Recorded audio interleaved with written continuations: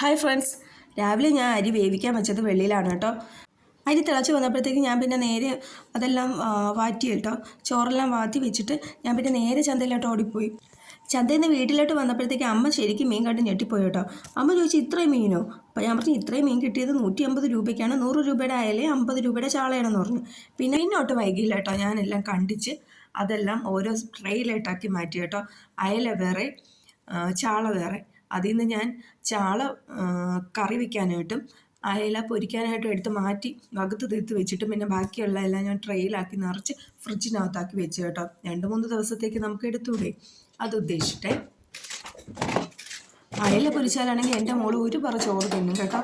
പുള്ളിക്കാരിക്ക് അയല ഭയങ്കര ഇഷ്ടമാണ്. ഞാൻ പിന്നെ ചട്ടിയിൽ നേരെ എണ്ണ ഒഴിച്ച് നമ്മുടെ വെളിച്ചെണ്ണ, കോക്കനട്ട് ഓയിൽ, അത് എണ്ണ തിളയ്ക്കാൻ വെച്ചിട്ട് കറിവേപ്പില അങ്ങോട്ട് ഇട്ട് കേട്ടോ. തിളച്ച എണ്ണയിലോട്ട് അങ്ങോട്ട് 1-2 കറിവേപ്പില അങ്ങോട്ട് ഇട്ടിട്ട് അതിൻ്റെ മുകളിലോട്ട് 1-2-3-4 മീൻ അങ്ങോട്ട് നിരത്തി വെച്ചു. അതങ്ങോട്ട് ചൂടായതിന് ശേഷം മുരിഞ്ഞ് എന്ന് കണ്ടപ്പോഴത്തേക്ക് ഞാൻ മറിച്ചിട്ടു കേട്ടോ. മറിച്ചിടുന്ന വഴിക്ക് എൻ്റെ മീൻ ചെറുതായിട്ടൊന്ന് ഡാമേജ് പറ്റി, എങ്കിലും കുഴപ്പമില്ല, നമ്മൾ തിന്നങ്ങ് അഡ്ജസ്റ്റ് ചെയ്തോളാം എന്ന് തന്നെ വിചാരിച്ചേ.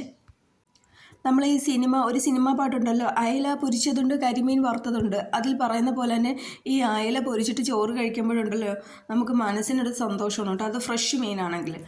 പിന്നെ ഇതേപോലെ തന്നെ ഞാൻ വീണ്ടും രണ്ടാമത് ഇതേപോലെ തന്നെ പൊരിക്കാൻ വെച്ചു കേട്ടോ ചട്ടിയിൽ. അത് പക്ഷേ ഫ്ലോപ്പായിപ്പോയി കേട്ടോ, വമ്പൻ ഫ്ലോപ്പായിരുന്നു. മീൻ ഫ്ലോപ്പായാലും എന്താ, മീൻ ചേർത്ത മസാലയെല്ലാം അടിപൊളി സൂപ്പറാണ് കേട്ടോ. അതുകൊണ്ട് പിന്നെ നമ്മളാരും ഇത് കഴിക്കാതിരിക്കത്തില്ല, എല്ലാം കാലിയാക്കും. അരച്ചെടുത്ത അരപ്പെല്ലാം ചട്ടിയിലോട്ട് വാരിയിട്ട ശേഷം അതിലേക്ക് മുളക്, കറിവേപ്പില, തക്കാളി, പിന്നെ ആവശ്യത്തിനുള്ള പുളിയും ഉപ്പും എല്ലാം ചേർത്തിട്ട് ഞാൻ മീൻ ചട്ടി എടുത്ത് അടുപ്പിനകത്തോട്ട് വെച്ച് കേട്ടോ. കുറച്ച് നേരം കഴിഞ്ഞപ്പോഴത്തേക്ക് മീൻകറി എല്ലാം തിളച്ച് വന്നിട്ടുണ്ടായിരുന്നു കേട്ടോ. പിന്നെ നമ്മൾ ചോറും മീൻകറിയും പൊരിച്ച മീനൊക്കെ കൂട്ടി കഴിച്ചു. Tata bye bye.